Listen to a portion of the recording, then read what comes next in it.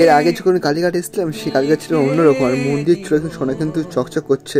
আর এইখান থেকে কিন্তু যেতে হবে, আমাদের কিন্তু ঘুরে যেতে হবে, জায়গাটা কিন্তু পুরোটা কিন্তু বন্ধ। আর প্রতিটা দেওয়ালে মায়ের বিভিন্ন হেঁটে আসেন, পাশে কিন্তু রয়েছে কিন্তু কুঞ্জ পুকুর।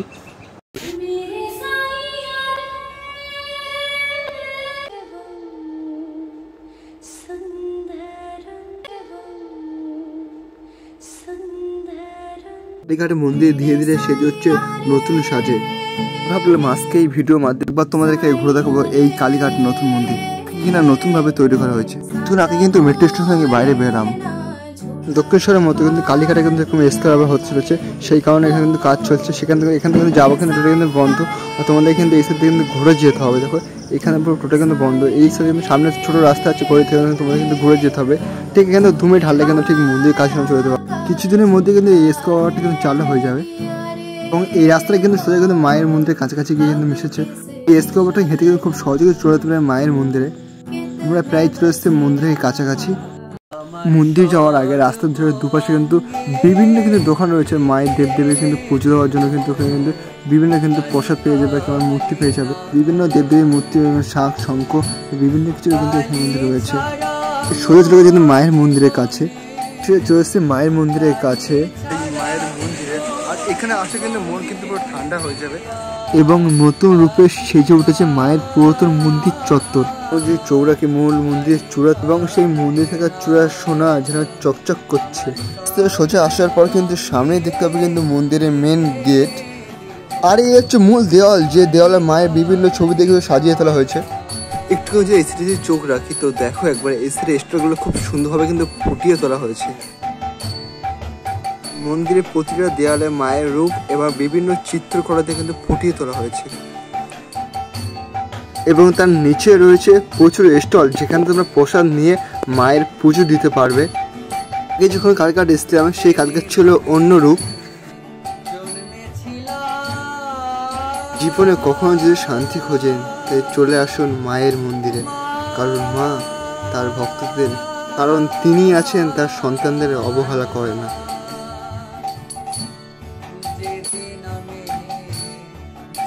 মায়ের মন্দিরের ভিতরে যাবো তার আগে তোমাদের কিন্তু বাইরের অংশ কিন্তু ঘুরে দেখালাম।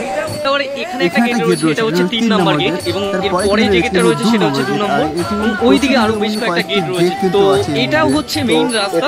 এই মেইন রাস্তার পাশ দিয়ে এত সুন্দরভাবে সাজিয়ে তোলা হয়েছে এই পিলারগুলো দিয়ে।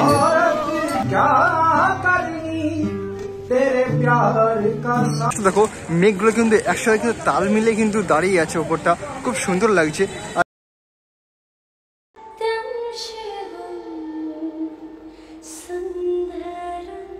আর মন্দিরের গেটের ঢোকার সামনে একটু চোখ রাখবে, দেখবে বিশাল বড় কিন্তু একটা ঘন্টা রাখানো। এই বাইরের দৃশ্যগুলো তোমাদের সবাই কিন্তু মন কাটতে কিন্তু বাধ্য। এবার তোমার মন্দিরের ভিতরে নিয়ে তোমাদের ভিতরটা কিন্তু ঘুরে দেখাবো।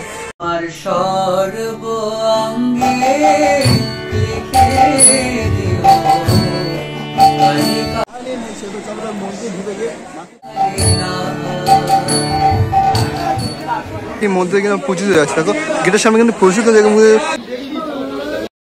ঘন্টা লাইনে দাঁড়িয়ে অবশেষে মন্দিরের ভিতরে পৌঁছে মায়ের পুজো দেওয়ার পর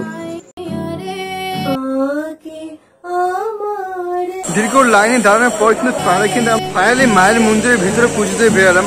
আর ভিতরে কিন্তু ক্যামেরা এলাও না, ওই জন্য ভিতরে ভিডিও তো আমাদের দেখাতে পারলাম না। আর আজ অক্ষয় তৃতীয়ার দিন কিন্তু প্রচুর কিন্তু ভিড় হয়েছে। আর সন্ধ্যে 6টার সময় কিন্তু এই মন্দির বন্ধ হয়ে যায়, আবার 1 ঘন্টা বাদে কিন্তু আমার মন্দির খোলে। 8টার সময় পুরো মন্দির কিন্তু ক্লোজ হয়ে যায়। মন্দিরে পুজো দেওয়ার পরে বাইরে বেরোলে এই মন্দির পাশে একটা কিন্তু শিব মন্দির পাবে, শিব মূর্তি পাবে।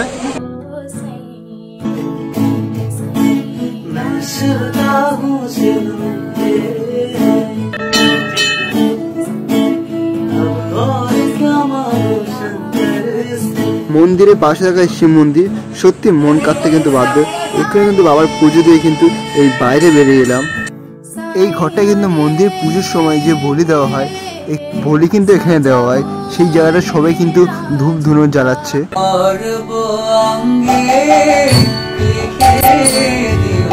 প্রতিটা দিন কিন্তু মন্দিরের কাজ কিন্তু ধীরে ধীরে কিন্তু এগোচ্ছে।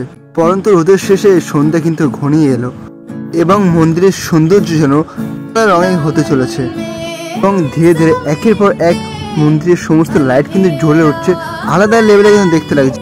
এবং মন্দিরের পাশে কিন্তু দুটো কিন্তু মহাদেবের মন্দির রয়েছে, এখানে একটি আর এখানে একটি কিন্তু মহাদেবের মন্দির রয়েছে। বেশ তো এটা হচ্ছে মন্দিরের 5 নম্বর গেট। এই গেট দিয়ে ভিতরে যে ঢোকো তা পুরো কিন্তু মায়ের মন্দিরের সামনে গিয়ে তোমরা উঠবে, এখান থেকে কিন্তু ভালোভাবে তোমরা কিন্তু পুজো দিতে পারবে। অনেকে মনে করে মন্দিরের ভিতরে কিন্তু ফুলের দোকান নেই, কিন্তু মন্দিরের ভিতরে শুধু কিন্তু ফুলের দোকান আছে, একের পর এক দোকান আছে। দাদা কিন্তু বলছে প্রচুর কিন্তু কম দামে কিন্তু ফুল পেয়ে যাবে ভিতরে।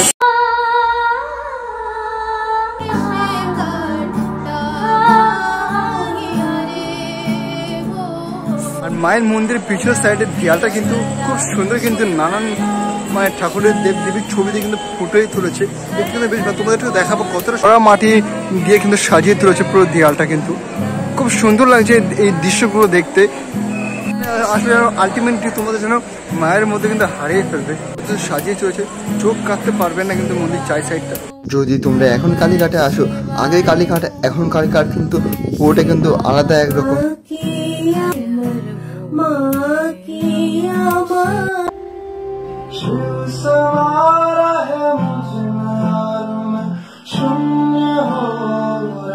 অপরূপ রূপে এখানে সেজে উঠছে মায়ের মন্দির।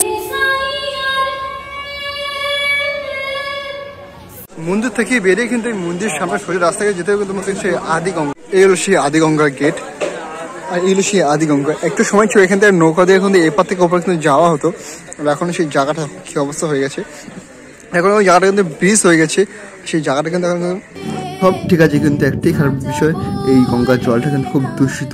গঙ্গার জলটা যদি ঠিক করা হয় হয়তো আরো ভালো হতো। যাই হোক, এই হচ্ছে আদিগঙ্গা। আর তোমরা যারা অবশ্যই মন্দির চড়তে আসবে, অবশ্যই একবার এই আদিগঙ্গায় এসো। তোমরা যদি আদিগঙ্গার পাশে যদি আসো, আদিগঙ্গার পাশে কিন্তু এরকম বিভিন্ন কিন্তু দেবদেবীর মন্দির তোমরা দেখতে পাবে।